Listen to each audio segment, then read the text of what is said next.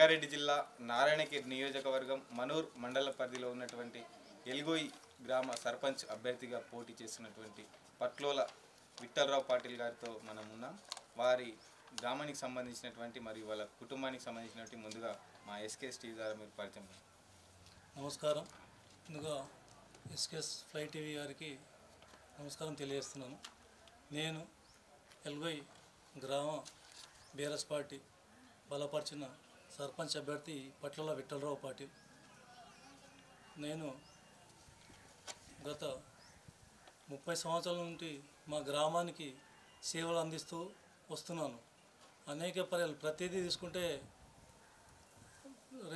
మొట్టమొదటగా గౌరవ మాజీ శాసనసభ్యులు 1994లో నారాయణఖేడ్ నియోజకవర్గంలో ఎమ్మెల్యే ఉన్నప్పుడు మా కాకు స్వర్గీయ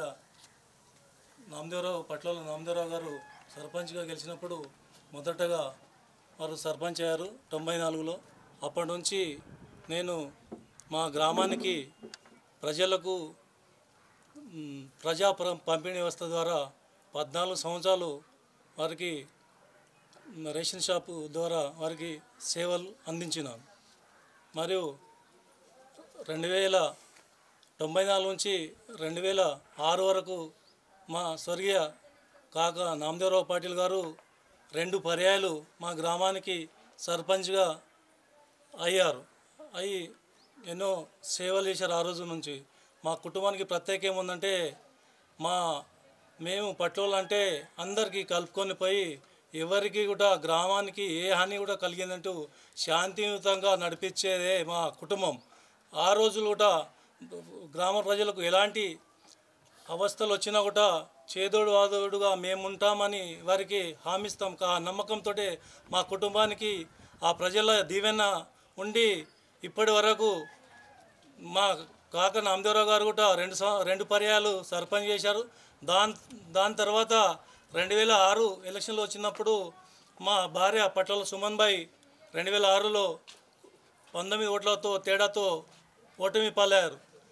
తదనంతరము 2013 ఎన్నికలలో మరియు బీసీ జనరల్ వచ్చినప్పుడు నేను విఠలరావు జనరల్ వచ్చినప్పుడు నేను సర్పంచ్గా నిలబడి సుమారు 77 ఓట్లతో నేను గెలుపొందడం జరిగింది.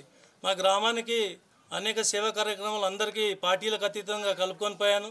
మరియు గ్రామంలో కూడా ప్రభుత్వం ద్వారా వచ్చిన ఏ స్కీమ్ అయినా కూడా ప్రజలు నా గ్రామస్తులే అనుకొని నేను పార్టీలకు అతీతంగా మరి వచ్చినప్పుడు అభివృద్ధి అంటే తెలంగాణ ఏర్పడినప్పుడు దళితులకు కానీ మరియు గ్రామంలో కూడా స్కూల్ కూడా లేకుండే మా గ్రామంలో కూడా మా సొంత స్థలంలోనే మేము స్కూల్ నిర్మించి నేను వచ్చినప్పటి నుండి 2014లోనే 9వ తరగతి 7వ తరగతి దాకా ఉండే దానికి 8 అప్గ్రేడేషన్ చేసినాం, 9 చేసినాం. అలా 9 చేసిన తర్వాత 2014లోనే 10వ తరగతి తెచ్చినాం. మరి 10వ తరగతి తెచ్చినప్పటి నుంచి మా గ్రామ పిల్లలు కూడా మంచిగా చదువుకొని మరియు వారు ఐఐటి ద్వారా మారుమూల ప్రాంతంలోనే ప్రభుత్వ పాఠశాల ద్వారా ఐఐటి బాసర కూడా ఇప్పటి వరకు 4 సెలెక్ట్ కావడం జరిగింది. ప్రజాసేవలోనే నేనున్నాను. మా ప్రజలంటే నాకు ప్రాణం. ప్రజలంటే రాత్రి పగలు కష్టపడుతూ నేను సేవ చేస్తూనే ఉన్నాను. కాబట్టి నాకు 2 సార్లు కూడా అవకాశం ఇచ్చారు. మరియు 2013లో అవకాశం వచ్చిన దానికి నేను సద్వినియోగం చేసుకున్నాను. అందరికీ మంచి చేశాను. కాబట్టి 2019లో అదే అవకాశాన్ని పుచ్చుకొని గ్రామ ప్రజలంతా ఏకతాటికి వచ్చి మా భార్య పట్లోల సుమన్బాయి గారిని వాళ్ళు దీవించి మా ఎల్గోయి గ్రామానికి ఏకగ్రీవం కూడా ఎన్నుకోవడం జరిగింది. అందుగురించి ఆ ఏకగ్రీవాన్ని వమ్ము చేయకుండా మా గ్రామానికి వచ్చిన ప్రతి చిన్న పని కూడా అందరికీ అడిగి ఎవరికైతే అవసరం ఉన్నదో వారికి ప్రభుత్వ పథకాలు ఎవరికైతే వర్తిస్తే వారికి అన్ని పథకాలు చేరవేర్చి వారికి చేదోడు వాదోడుగా నిలుస్తున్నాను.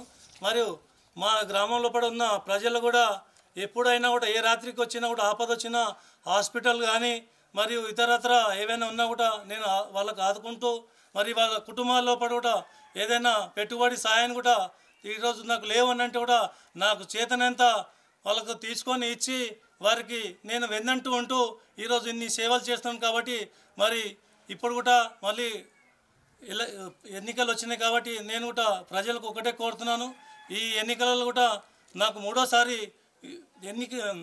గెలిపించి నాకు అత్యధిక మెజార్టీతో ఇస్తే మరి మీకు ఇన్ని రోజులైతే ఎట్లయితే సేవ చేశాను ఈ 5 సంవత్సరాలు కూడా మీకు సేవ చేస్తానని ఈ మీడియా ద్వారా మీకు ప్రజలకు తెలియజేస్తున్నాను. అంటే ఇన్ని రోజులు చేసిన అభివృద్ధి పనులే కాకుండా ఇంకా ఊళ్ళో ఏమన్నా సమస్యలు ఉన్నాయా అంటే మీరు గెలిచిన తర్వాత వాటిని పరిష్కరిస్తారా మీరు ఒకసారి ప్రజలకు చెప్తారు?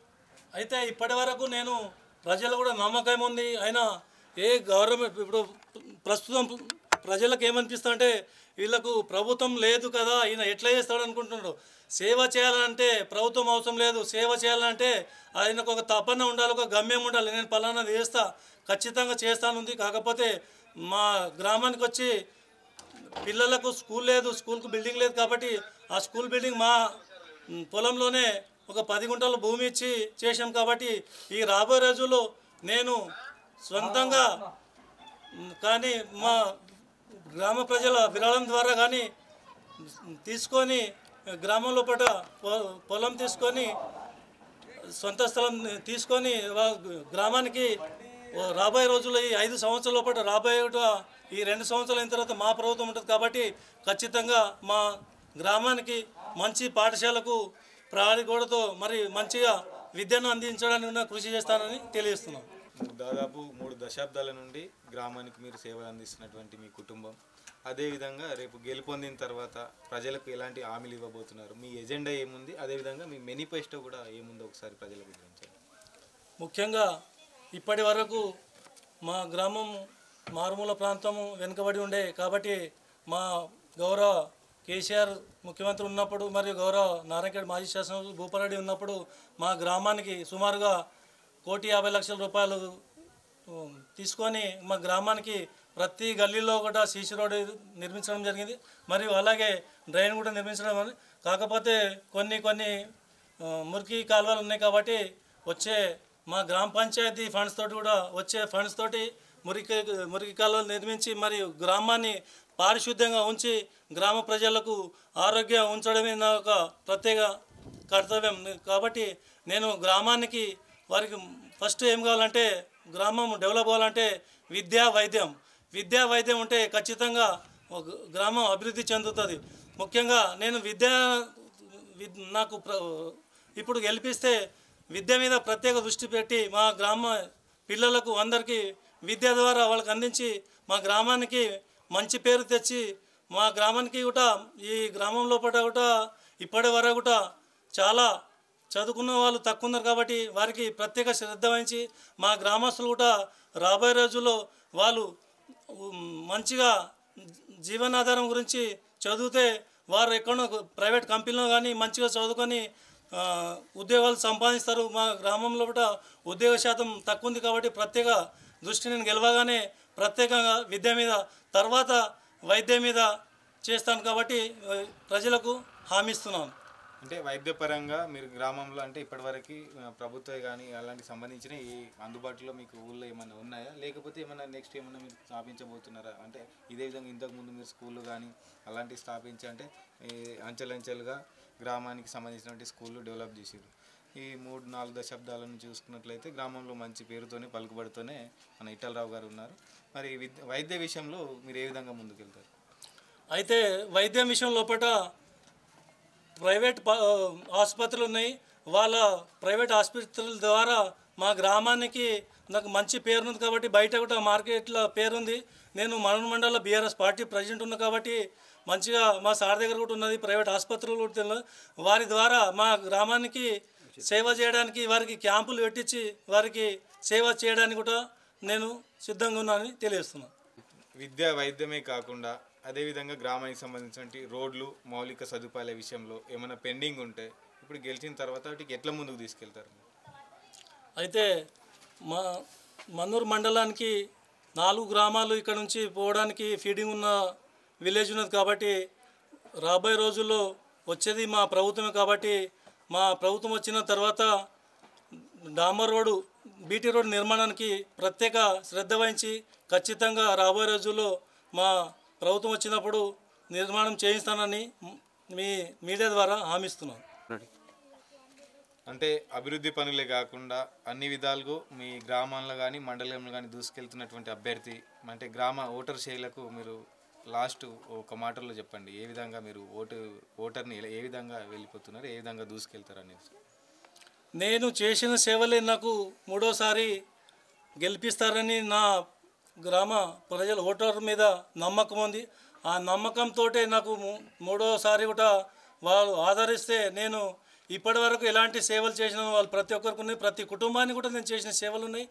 ఏదైతే అవసరం ఉన్నదో దానికి ప్రత్యేక శ్రద్ధ వహించి వాళ్ళు చేసినటువంటి ఫోన్స్ కానీ నైట్లో కానీ డే కానీ వాళ్ళకు 24 గంటలు నేను కష్టపడుతున్నాను కాబట్టి ఆ కష్టం ద్వారా ప్రజలకు చెప్తున్నాను. మూడోసారి నాకు బీఆర్ఎస్ పార్టీ నుంచి బలపరిచిన అభ్యర్థి నాకు ఉంగరం గుర్తుకు మొదటి సీరియల్ నెంబర్ 1 ఉన్నది కాబట్టి రేపు బుధవారం రోజు అంటే 17వ తారీఖు నాడు గ్రామ పంచాయతీ ఎన్నికలు ఉన్నాయి కాబట్టి దాంట్లో ఉంగరం గుర్తుకు ఓటు వేసి మరియు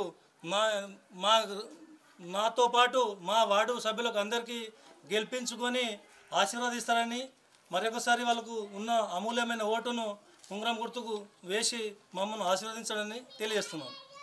ఉంగరం గుర్తుకే మన ఓటు, ఉంగరం గుర్తుకే మన ఓటు, ఉంగరం గుర్తుకే మన ఓటు. విఠలరావు పాటిల్ గారి నాయకత్వం. Hi, this is Swati Dikshit. Please subscribe to SKS Fly TV.